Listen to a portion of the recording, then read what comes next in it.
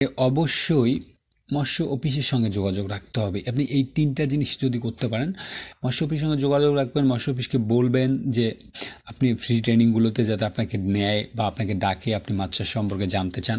আমার কিন্তু শুরুটা ঠিক এভাবে, আমি কিন্তু মৎস্য অফিসে গিয়েছি, বলেছি যে আমি মাছ চাষ করতে ইন্টারেস্টেড, আমার বেসিক কিছু ধারণা মৎস্য অফিস থেকে দরকার এবং আমাকে আপনারা ট্রেনিং প্রোগ্রামগুলোতে নেন।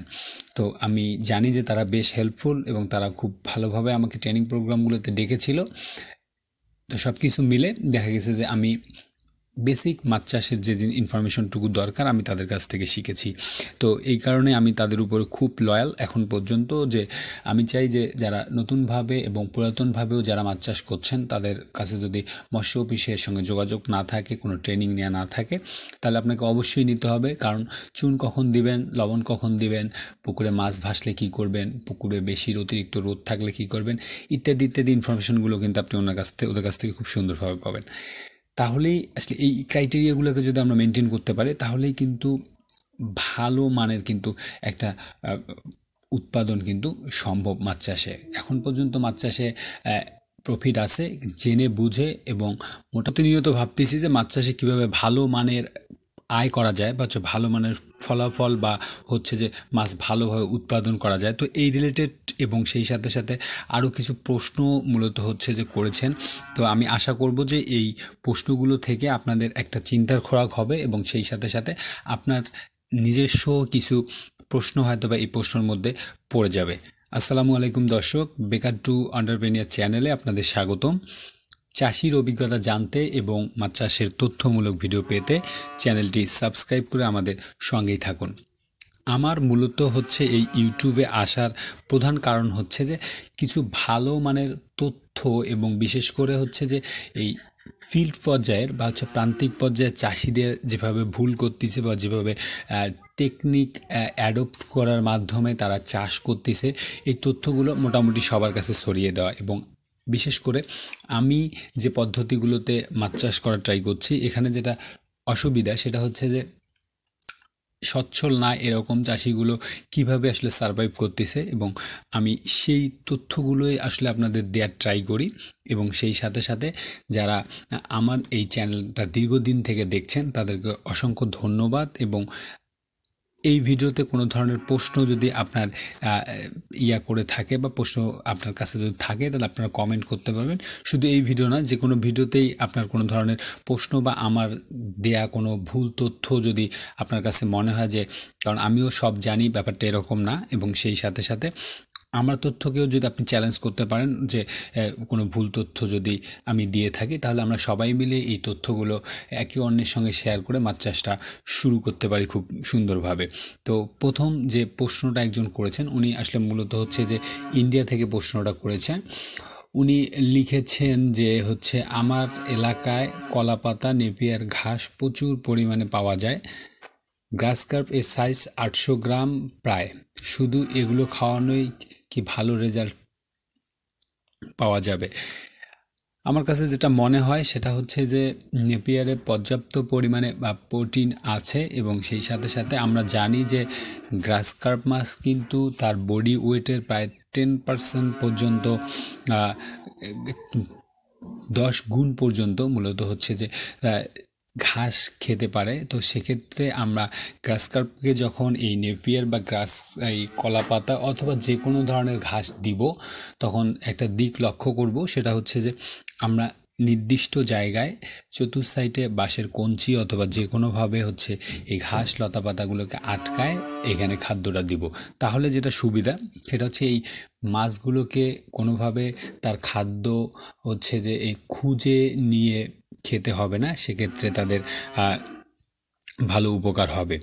আরেকজন লিখেছেন যে আপনার ভিডিওর অপেক্ষায় থাকি। ধন্যবাদ ভাই। যে আসলে এরকম কিছু ইন্সপিরেশন ভিডিওতে কমেন্ট থাকলে যেটা সুবিধা হয় যে হচ্ছে যে নেক্সট ভিডিওটা বানাতে কিন্তু আমি ইন্সপায়ার হই, এবং সেই সাথে সাথে যেহেতু আমি এখানে কোনো ধরনের চার্জ কাউকে করছি না বা কারো কাছ থেকে টাকা নিচ্ছি না, তো সেক্ষেত্রে যেটা হয় যে আমার নিজেরও একটা মোটিভেশনের প্রয়োজন হয়।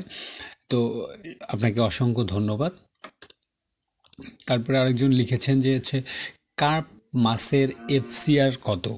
আমরা জানি যে আমরা যখন হাতে বানানো খাদ্যর বাইরে গিয়ে বাজারে পিলেট ফিড বা দানাদার যে ফিডগুলো আছে সেগুলো যখন ক্রয় করতে যাই তখন কিন্তু বস্তার গায়ে অনেক সময় আমরা এই শব্দটার সঙ্গে পরিচয় হয়ে থাকি বা দেখি যে FCR এই কথাটা লেখা থাকে।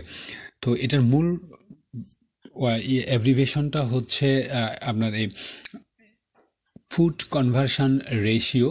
তো এটার কারণ হচ্ছে যে আমরা যে জিনিসটা বুঝবো এখান থেকে সেটা হচ্ছে যে আমরা যে ফিডটা বা যে দানাদারটা হচ্ছে যে বাজার থেকে কিনতেছি সেটা কতটুকু খাওয়ানোর পরও কতটুকু মাছ হবে, মূলত এটাইকেই FCR বলে।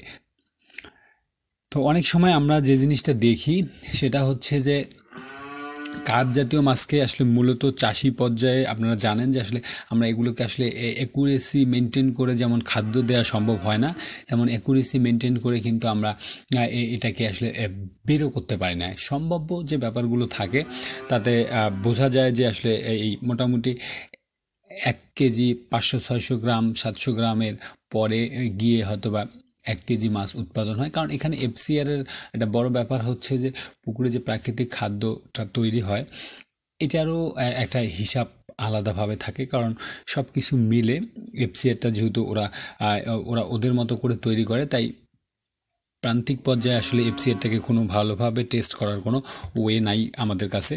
তো আপনাকে ধরে রাখতে হবে যে FCR সাধারণত হচ্ছে FCR মানে হচ্ছে ফুড কনভার্সন রেশিও। এটা সাধারণত এই বস্তাগুলোতে লেখা থাকে হচ্ছে 1.5 কেজি অথবা 1 কেজি 500-600 গ্রাম 700 গ্রাম সমান সমান 1 কেজি মাছ। তো এই হচ্ছে FCR এর মূল ব্যাপার।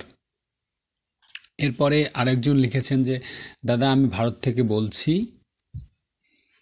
4 বছর থেকে মাছ চাষ করছি আর আপনার উপরত চ্যানেল দেখছি।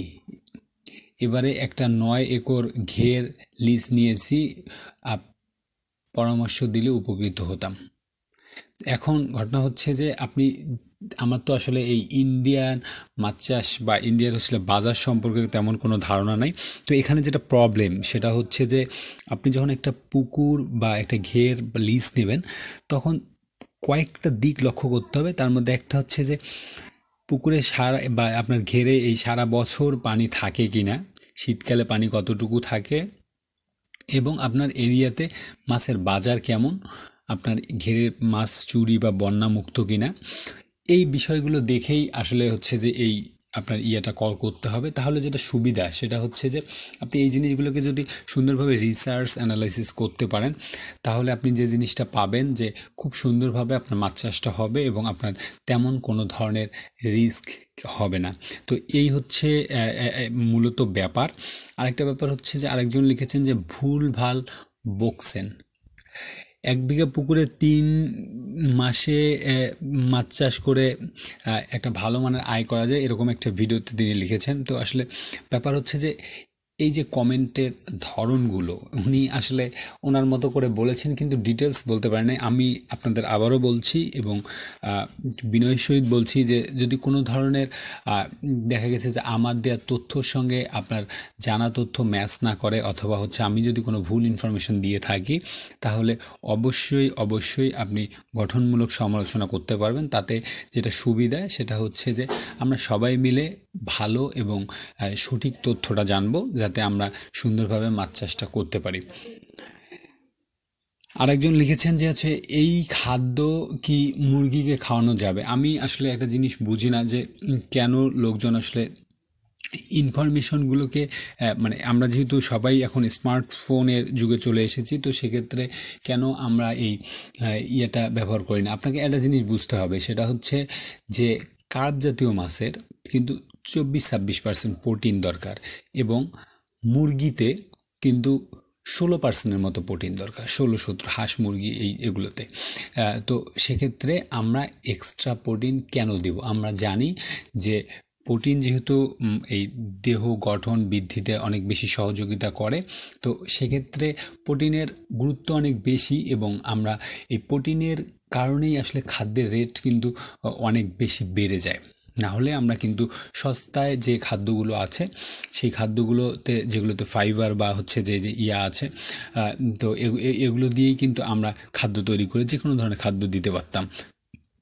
তো যেহেতু আমাদের এই প্রোটিন হিসাব করে খাদ্য ম্যাচ করাইতে হয় বিভিন্ন ধরনের ইনগ্রিডিয়েন্ট দিয়ে হাতে বানানো খাদ্য, তো সেক্ষেত্রে অবশ্যই আমাদের প্রোটিন একটা ফ্যাক্ট। তো আমরা আশা করব যে আপনি বুঝতে পেরেছেন যে মুরগিকে 24% প্রোটিন খাইয়ে কোনো লাভ নেই, কারণ এই মুরগিকে 16% প্রোটিন দেওয়ার পরে এই 16% থেকেও কিন্তু 2-3% প্রোটিন সে হজম করতে পারবে না এবং তার মল দিয়ে কিন্তু বের হয়ে যাবে। তো সেক্ষেত্রে বেশি মাত্রায় প্রোটিন খায় কোনো লাভ নেই। এখন আসি হচ্ছে যে আমাকে আরেকজন লিখেছেন যে মাছ চাষে কীভাবে আমরা ভালো ফলাফল পেতে পারি। আমার কাছে যেটা মনে হয় সেটা হচ্ছে যে আমরা যারা প্রান্তিক পর্যায়ে সলভেন্ট না এরকম চাষি আছি, তারা অবশ্যই একটা দিক বিবেচনা করে মাছ চাষ করব। সেটা হচ্ছে যে অবশ্যই আমরা আমাদের এলাকায় যারা সফল মৎস্য চাষি আছে তাদের সঙ্গে একটা ভালো সম্পর্ক তৈরি করব।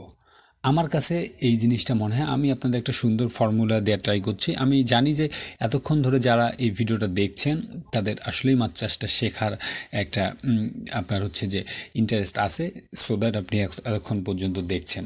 তো আমি আপনাদের একটা ভালো ইনফরমেশন দিই, সেটা হচ্ছে যে এলাকায় যারা মোটামুটি সফল চাষি বলে আপনি মনে করেন আপনার এলাকায়, তাদের সঙ্গে একটা সম্পর্ক রাখতে হবে।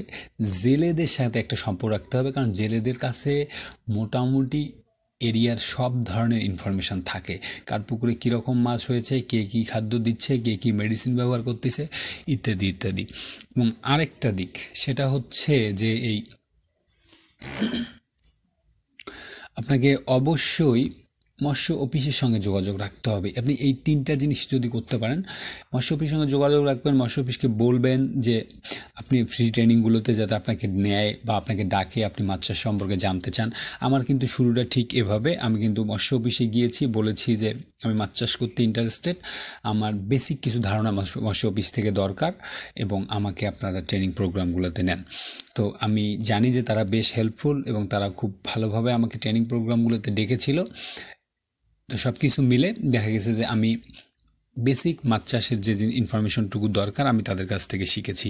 তো এই কারণে আমি তাদের উপরে খুব লয়াল এখন পর্যন্ত, যে আমি চাই যে যারা নতুনভাবে এবং পুরাতনভাবেও যারা মাছ চাষ করছেন তাদের কাছে যদি মৎস্য অফিসের সঙ্গে যোগাযোগ না থাকে, কোনো ট্রেনিং নেওয়া না থাকে, তাহলে আপনাকে অবশ্যই নিতে হবে। কারণ চুন কখন দিবেন, লবণ কখন দিবেন, পুকুরে মাছ ভাসলে কী করবেন, পুকুরে বেশি অতিরিক্ত রোদ থাকলে কী করবেন, ইত্যাদি ইত্যাদি ইনফরমেশনগুলো কিন্তু আপনি ওদের কাছ থেকে খুব সুন্দরভাবে পাবেন। তাহলেই আসলে এই ক্রাইটেরিয়াগুলোকে যদি আমরা মেনটেন করতে পারি, তাহলেই কিন্তু ভালো মানের কিন্তু একটা উৎপাদন কিন্তু সম্ভব মাছ চাষে। এখন পর্যন্ত মাছ চাষে প্রফিট আছে জেনে বুঝে এবং মোটামুটি লেবার যাতে বেশি ব্যবহার না হয় এই দিকগুলো লক্ষ্য করে যদি আমরা মাছ চাষটা করতে পারি। তো ভিডিওটা আজকে এখানে শেষ করছি। তারপরেও কারো কোনো ধরনের যদি প্রশ্ন বা পরামর্শ থাকে তাহলে কমেন্টে উল্লেখ করুন। ধন্যবাদ সবাইকে।